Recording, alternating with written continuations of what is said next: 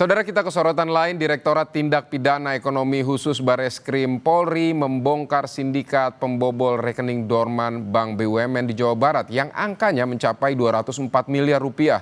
9 tersangka dalam sindikat ini memiliki peran masing-masing dan terbagi dalam 4 kelompok.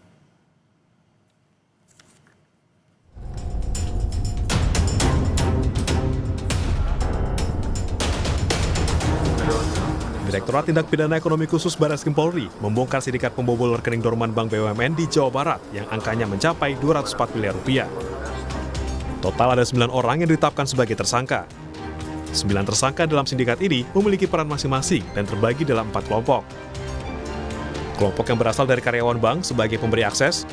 Kelompok kedua merupakan kelompok penghubung antara karyawan bank dan eksekutor. Kemudian kelompok 3 yang merupakan kelompok pembobol atau eksekutor, di mana di dalamnya terdapat aktor utama yang mengaku sebagai Satgas Perampasan Aset. Dan kelompok 4 yakni pelaku pencucian uang untuk memindahkan dana ke rekening lain. Dari 9 tersangka, 2 diantaranya terlibat dalam kasus pembunuhan Ilham Pradipta, Kepala Cabang Bank BUMN.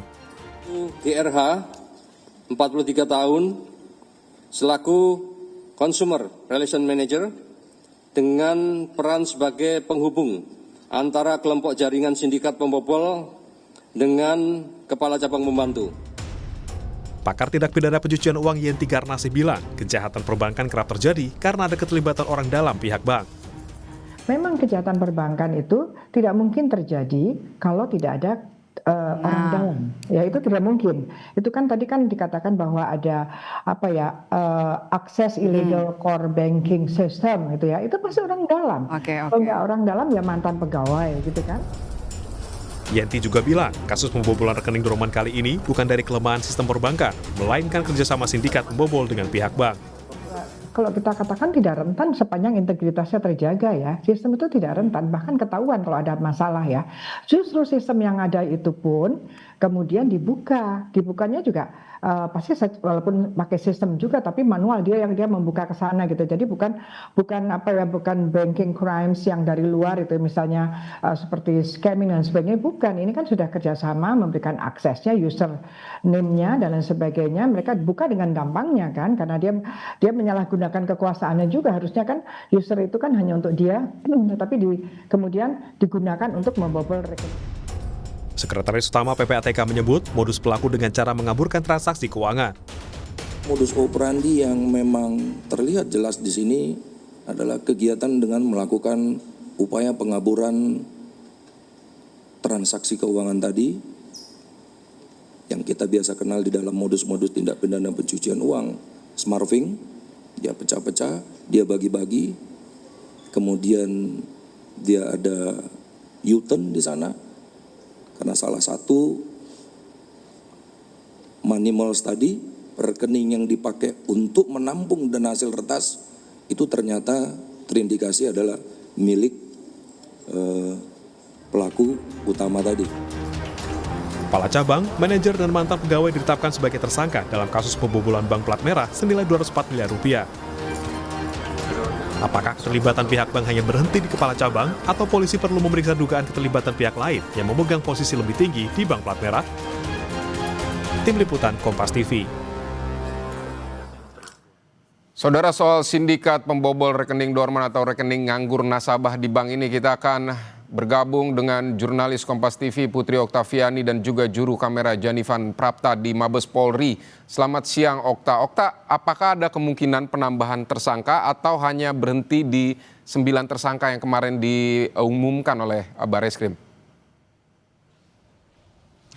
Ya, selamat siang Vidi dan juga saudara. Ini tentu kita akan menantikan bersama dan juga memantau bersama perkembangan yang saat ini juga tengah dilakukan oleh Direktorat Tindak Pidana Ekonomi Khusus atau Ditipid Eksus Bareskrim Polri terkait dengan rekening dorman 204 miliar yang dibobol oleh sindikat. Karena tentu pertimbangannya apakah nantinya akan ada sanksi ataupun juga penetapan tersangka lainnya. Ini tentu menjadi atau keputusan dari penyidik terkait dengan kasus ini, apakah perlunya nanti keterangan dari pihak-pihak lain dalam pembobolan rekening dorman ini. Sejauh ini, Vidi dan juga saudara, memang saat ini polisi juga sudah menetapkan ada 9 orang tersangka. Ini ada karyawan bank, kemudian eksekutor, ada juga sampai pelaku tindak pidana pencucian uang. Dibagi dalam beberapa kelompok, ini ada inisial AP yang merupakan kepala cabang pembantu, GRH Consumer Relation Manager, kemudian C alias K yang merupakan otak dari pembobolan, DR konsultan hukum, NAT ex pegawai bank sebagai eksekutor transaksi ilegal, R mediator, inisial T fasilitator keuangan ilegal, DH yang merupakan pelaku blokir rekening, dan juga IS pelaku pemilik rekening penampungan. Nah, 2 diantaranya Vidi dan juga saudara ini adalah inisial C dan DH ini juga diduga terlibat dalam penculikan kepala kantor cabang bank BUMN lainnya. Jadi memang kalau dalam kasus ini, Vidi, modusnya itu adalah memindahkan uang 204 miliar rupiah dari rekening dorman atau tidak aktif. Nah, jadi sindikat ini menyamar sebagai satgas perampasan aset, kemudian berhasil menyusup ke dalam sistem perbankan melalui kerjasama dengan pihak internal bank. Nah, sindikat ini pada bulan Juni lalu melakukan pertemuan dengan kepala cabang pembantu bank BUMN di Jawa Barat untuk kemudian memindahkan rekening dorman. Kemudian eksekutor ini kemudian memaksa kepala cabang bank untuk menyerahkan user ID, aplikasi core banking system milik teller dan kepala cabang disertai ancaman. Akhir Juni, kemudian eksekutor dari sindikat pembobol ini sepakat memindahkan dana dari rekening dorman yang diincar, kemudian barulah dilakukan transfer sekitar 42 kali dengan total 204 miliar rupiah. Ada sejumlah alat bukti, Vidi, yang juga diamankan polisi. Ada uang 204 miliar rupiah, 22 unit telepon genggam, hard disk, 2 DVR CCTV, 1 unit mini PC, dan juga 1 notebook. Nah, jadi apakah nantinya akan ada, apalagi ini juga tadi disebut ada keterlibatan atau ada hubungan dengan internal bank, ini tentu yang akan kita tunggu bersama. Apakah nantinya pejabat yang lebih tinggi lagi dari bank BUMN tersebut akan ikut diperiksa atau dimintai keterangan. Vidi? Okta, ini ancaman seperti apa kepada karyawan atau kepala cabang bank sehingga mereka mau bekerja sama untuk membobol rekening dorman ini?